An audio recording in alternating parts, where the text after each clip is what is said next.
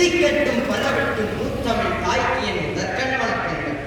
எதிர்கால பேரிடத்தில் எதிர் நீச்சல் போட்டு நித்தம் நான் பேசிட எழுதிட பேதம் புரிந்திட நடுவர் அவர்களே, ஆசிரியர் பெருமக்களே, ஆண்டோர்களே, சான்றோர்களே, என்னை போன்றோர்களே, வையகமே வானகமே, என்னை வாழ வைத்த தமிழகமே, அனைவருக்கும் என் முதற்கண் வணக்கங்கள் ஆகட்டும் என்று சொல்லி தலைப்பிற்குள் நுழைகிறேன். ஆரம்பங்கள் காதுகள்.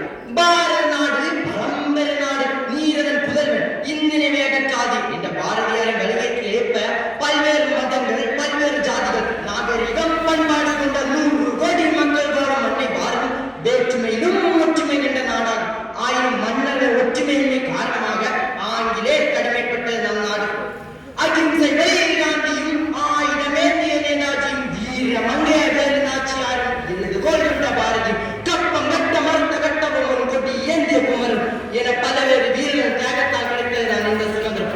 ஆகஸ்ட் 15 1947 ஆண்டு நாம் சுதந்திர தினத்தை கொண்டாடப்பட்டு வருகிறோம். நமது சுதந்திரமானது எளிதாக கிடைக்கவில்லை. உதிர் ரத்தத்தாலும் வீர உயிர் தியாகத்தாலும் கிடைத்தது நான் இந்த சுதந்திரம். ஆதி காலத்திலிருந்து ஆங்கிலேயர் கடமைப்பட்டிருந்த நாம் இன்று ஒற்றுமை வாழ்வதற்கு நாம் தியாகிகள் பெற்றுக் கொடுத்த சுதந்திரம் தான்.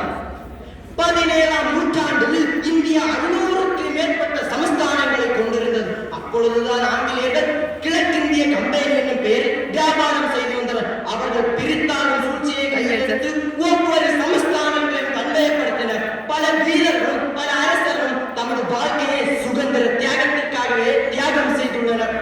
மேலும்